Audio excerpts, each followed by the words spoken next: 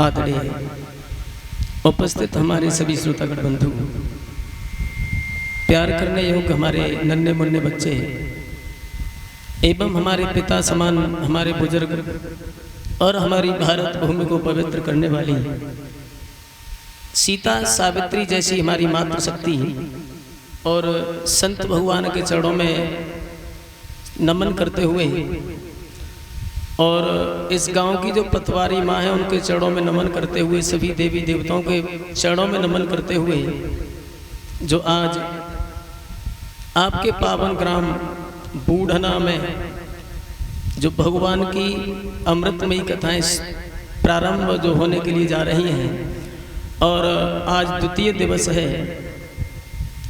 बड़ी कृपा है भगवान की, जो भगवान की कथा हमें और आपको यानी एक दूसरे के दर्शन हो रहे हैं। और जब तक कृपा परमात्मा की नहीं होती है महाराज, तब तक कुछ नहीं होता है। कहते हैं बिना परमेश्वर की मर्जी के तो कोई चीज होती नहीं है, कोई काम नहीं होता है, पत्ता तक नहीं हिलता है महाराज। और जब हमारे बड़े बूढ़े बुजुर्गों का आशीर्वाद मिलता है, हमारे देवी देवताओं की कृपा होती है, परमात्मा की कृपा होती है, राधा कृष्ण की कृपा होती है, जब हमें भागवत करने का अवसर अर्थात श्रवण करने का और कराने का अवसर प्राप्त होता है। और भागवत श्रवण करना अर्थात पढ़ना, जो लोग भगवान की भक्ति में मगन रहते हैं, जो कथा को पढ़ते हैं, जो सुनते हैं, उनके जीवन में कभी कोई कलेश नहीं आती है। क्योंकि जो एक किसी का सहारा ले लें, चाहे हम आपके सहारे हों, आपके दरवाजे पर आ जाएं, शाम को आ जाएं, सुबह आ जाएं, तो आप भोजन तो कराओगे ही कराओगे। और इसी प्रकार से जब हम परमात्मा का ध्यान करेंगे, चिंतन करेंगे, तो वो भी हमारी तरफ बढ़ करके आएंगे। कहने का मतलब ये है, हमारे बुजुर्ग बैठे हैं, अगर हम बुजुर्गों को नमस्कार यानी राम राम, राधे राधे, सीताराम जो भी है नहीं करेंगे, तो वो भी हमें प्यार से नहीं बोलेंगे। हम आए, हमारे बाबा जी नमस्ते, तो कहेंगे आओ लाला बैठो, इतना तो कहेंगे ही। लेकिन आजकल के नए नए लड़का कुछ वैसे है गहरा अवतार कि भैया राम का नाम तो वे जानते ही ना है। हाँ शर्म तो है ही महाराज, शर्म की तो अब क्या कहें।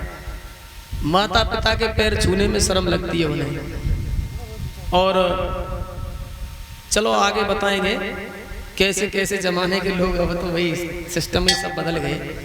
तो वैसे हमारा तो ये कहना है, सभी जितने भी हम जहाँ जहाँ जाते हैं, जितने लोग मिलते हैं, सबसे हाथ जोड़ के प्रार्थना करते हैं भैया, सबसे पहली बात तो ये है कि अपने अपने माता पिता की सेवा करो, परिवार में जो बड़े बुजुर्ग हैं उनकी सेवा करो, और रास्ता में कोई मिल जाए उनकी सेवा करो, हमारे संत भगवान हैं उनकी सेवा करो, जो भी थोड़ा बहुत जितना कर सको। ये नहीं है कि भाई अपने लिए दूध नहीं है तो बाबा जी रबड़ी मांगे तो रबड़ी कहाँ से लाओगे, ऐसा नहीं है। लेकिन सबसे बड़ी भक्ति बताई गई है संतों की सेवा, बड़े बुजुर्गों की सेवा। लेकिन आजकल जो हमारे यानी युवा पीढ़ी के भाई बहन हैं, जो हमारी बहनाएं हैं, नए नए हमारे भाई हैं, राधे राधे भैया जी, तो अगर शादी हो जाए उनकी, बुरा मत मानना भाई बहनों में आपकी बुराई नहीं कर रहा है, सिर्फ बता रहे हैं, और बुराई करवेगी तो हमारी आदत ही ना खाओगी। लेकिन घर में अगर माँ है, सास है या ससुर है, तो उसके पैर छूने में शर्म महसूस होती है। महीना 2 महीना कटते हैं, कटने के बाद में बस घर में थोड़ी कलह पैदा हो जाती है न्यारे होने के लिए। लेकिन ऐसा नहीं है, एक दिन हमें और आपको भी बूढ़ा होना है। और माता पिता का दर्द तो जब महसूस होता है परीक्षित महाराज, जब खुद माँ बाप बन जाते हैं। अरे आजकल तो हमारे तुम्हारे पास में हर व्यवस्था है, पैसा भी है, गाड़ी है, सब कुछ है। आज से लगभग जब हम छोटे थे,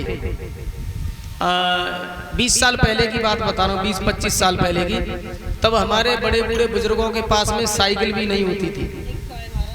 घर में अगर बच्चा तकलीफ में आ गया, कोई बुखार आ गया मानो, तो बाजार जाते हैं, डॉक्टर के पास में पैसा भी नहीं था, बेचारे अनाज लेके जाया करते थे बड़े बूढ़े हमारे। और आज रास्ता है, सड़क पड़ी है, बढ़िया रोड है, तब तो महाराज घोटों रेत हो तो है, हाँ घुटुअर रेत होता था, और ऐसी दोपहरी में हमें लेकर के जाया करते थे। और आज उन्हीं बड़े बूढ़े माता पिता को हम और आप ठुकरा रहे हैं। गोस्वामी तुलसीदास जी लिखते हैं, मात पिता पद पंकज पूजा, मात पिता पद पंकज पूजा, या समान धर्म नहीं दूजा। गोस्वामी तुलसीदास जी कहते हैं रामचरितमानस में, माता पिता के समान कोई धर्म नहीं है, कोई पूजा नहीं है, कोई तीर्थ स्थल नहीं है। चाहे आप वृंदावन काशी चले जाओ, चाहे मथुरा जाओ, चाहे गिरिराज जी की परिक्रमा करके आओ, चाहे वैष्णो देवी की यानी दर्शन करके आओ, चाहे अमरनाथ जाओ, जी चाहे वहां जाओ, अगर माता पिता की आपने सेवा की है तो भैया जीवन में इतना मंगलमय होगा, इतना होगा कि आप सोच भी नहीं सकते हो। और माता पिता को ठुकरा करके तुम दर्शन करो, गंगा रोज नहाए जाओ, रोज भागवत श्रवण करो, कोई फायदा नहीं होगा। क्योंकि प्रमाण के लिए, साक्षात के लिए प्रमाण की जरूरत नहीं होती है। देवता तो बहुत है इस दुनिया में, और हिंदू धर्म में सबसे ही ज्यादा देवता होता है। लेकिन एक बार देवताओं ने कैलाश पर्वत पर, यानी प्रमाण के तौर पर बता रहा हूं, गणेश भगवान जो थे और उनके एक भैया और थे कार्तिकेय महाराज, एक फल के पीछे बहस हो गई। भगवान शंकर कहने लगे इस फल को तो वही खाएगा जो सृष्टि का सबसे पहले चक्कर लगा करके आएगा। उन्होंने सोचा कि तो भैया कार्तिकेय पर तो मोर का जो मोर वाहन था उनका, उस पर बैठ करके निकल गए। अब गणेश जी ने देखा मेरे पास तो कुछ है ही नहीं, एक चूहा है, भला इस पे कब तक चलेंगे, तब लौट के आ पाएंगे। तो अचानक ही उनकी बुद्धि में ये आया कि सबसे बड़ा मेरा संसार है वो तो मेरे माता पिता है। अगर इस संसार में माता पिता हमें लेकर के नहीं आते तो हम क्या जानते संसार क्या है। सच है ना, अगर माँ बाप हमें तुम्हें लेकर के जन्म न दें तो हम क्या जाने कौन सी वैष्णो देवी है, कौन से कन्हैया है, कौन से राम है, कौन से शंकर है। सबसे बड़े ईश्वर का स्वरूप होते हैं माता पिता। गणेश जी ने अपने माता पिता की परिक्रमा की, करने के बाद उन्हें आज पूजा में सबसे प्रथम स्थान गणेश भगवान का होता है। और जो माँ बाप की सेवा करते हैं उनका नाम अजर और अमर हो जाता है। कहते हैं बड़े बूढ़े जो सेवा करता है, बड़े बुजुर्गों की सेवा के बदले में हकीकत उसे मेवा मिलती है खाने के लिए। और कुछ लोग ऐसे होते हैं कि ज्यादा ही बाबा या अम्मा बड़ी बूढ़ी है गई तो जे कहते हैं भगवान मंदिर में जाके कौन सो दिन आए, ज्यादा ना डोकरिया डोकरा मत जा। लेकिन ऐसा नहीं है, माता पिता से दुखी मत होना कभी नहीं। अगर माँ बाप रूठ गए तो जिंदगी भर रोते रहोगे आप। और माँ बाप जिसके खुश हैं, मगन हैं, सुखी हैं तो दुआ देंगे। और दुआ एक इतनी बड़ी दौलत है महाराज जो कभी खर्च नहीं होती है। हमारे और आपके पास में सब कुछ है, प्रभु कृपा से मानो दाल रोटी सभी की चल रही है। लेकिन कोई कोई समय ऐसा आ जाता है कभी घर पर 10 रुपए नहीं रहते।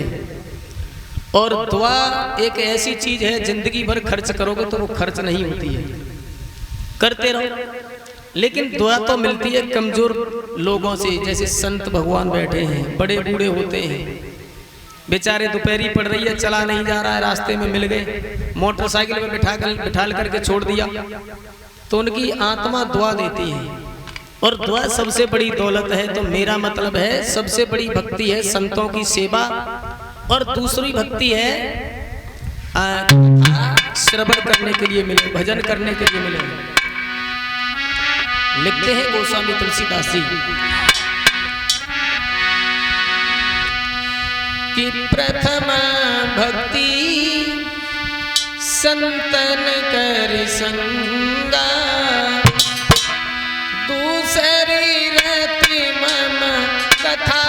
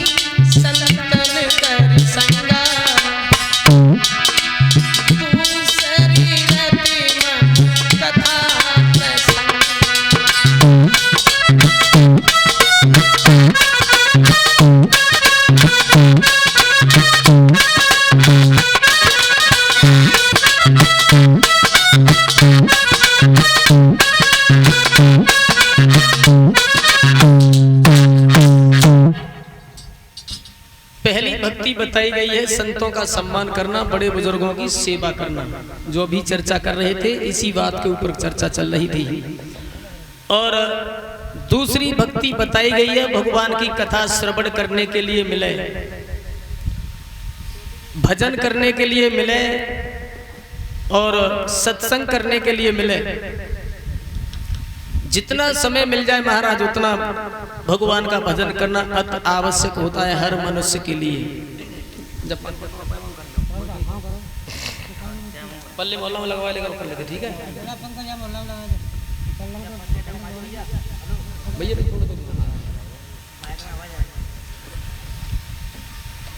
जितना भी समय मिल जाए भगवान का भजन करने के लिए उतना काफी है। वैसे तो परिचित महाराज दिन और रात में 24 घंटे होते हैं और 24 घंटों में हम अपना ही कार्य करते रहते हैं, लगे रहते हैं घर में। यानी ये माया का चक्कर है, इसमें ही फंसे हैं। ये जीवन है हमारा तुम्हारा मकड़ी का जाल है, इस जाल में ही उलझे रहते हैं हम और आप। कभी भगवान का भजन भी नहीं कर पाते हैं समय से। कभी खेत की चिंता, कभी भैंस की चिंता, तो कभी घर की चिंता, कभी बच्चों की परवरिश। बड़ी दिक्कत है इस जीवन में। लेकिन जितना भी समय मिले कम से कम भगवान की भक्ति में लगाना अति आवश्यक है। 24 घंटे होते हैं महाराज हमारे तुम्हारे जीवन में, दिन और रात के लिए 24 घंटे होते हैं। 24 घंटा में लगभग 15-16 घंटा तो हमारा अपना काम ही कर पाते हैं। थोड़ी देर बैठते हैं, खाना भी खाते पीते हैं, फिर सो जाते हैं। भजन को ध्यान ही नहीं रहता, भगवान को भजन करना हो कहना करना। लेकिन थोड़ा समय निकालो, ज्यादा नहीं तो थोड़ा। कितना बाबा जी? एक घड़ी आदि घड़ी आधे में पुण्य आदि, यानी एक घड़ी समय निकालना चाहिए। एक घड़ी कितने टाइम की होती है महाराज पता है? परिचित महाराज कौन से सेवाएं का सेवाएं बताए थे। अच्छा आप हैं तो चलो कोई बात ना है। देखो भैया पूछो जरूरी है, मिस्टेक है या तो लोग अरे शास्त्री को दिखाई नहीं देते। अब लिखो तो है ना, तो पढ़ ले। तो समय निकालना चाहिए परिचित महाराज। एक घड़ी कम से कम। एक घड़ी कितनी देर की होती है मालूम ना है? कथा पहली बार हो रही है आपने नाम का? ऐसा तो ना है, बड़े बूढ़े बैठे नहीं पता है। बताओ बाबा जी एक घड़ी कितने टाइम की होती है? बड़े बूढ़ों को ज्यादा जानकारी होती है इस चीज के बारे में, हम जैसे नए नए गुना है नहीं। एक घड़ी होती है 24 मिनट की, और 24 मिनट यानी 24 घंटा अपने कार्य में लगा दो। उसमें से 24 मिनट भगवान के भजन में लगा दो तो जीवन धन्य हो जाएगा, मगन हो जाएगा। अगर 24 मिनट ना कर सके तो टाइम ना है तो आधी कर लो। आधी कितनी है गई? 12 मिनट। और 12 मिनट तुम भजन नहीं कर सकते हो परमात्मा का, तो फिर क्या करोगे? लेकिन भजन पर बैठ तो जाते हैं, लेकिन तब तक नाती आएगा, बाबा अम्मा बुला रही भैंसिया को नियात डाल दो। ऐसा ही होता है ना। लेकिन ऐसा नहीं होना चाहिए। सारे दिन काम में निकाल दो, लेकिन ईश्वर का जब भजन करो भक्ति करो तो उसके लिए स्पेशल थोड़ा टाइम निकालना चाहिए। एक घड़ी आदि में से पुण्याद। अगर 12 मिनट भी नहीं कर सकते तो हम 6 मिनट का टाइम तो निकाल ही लो कम से कम।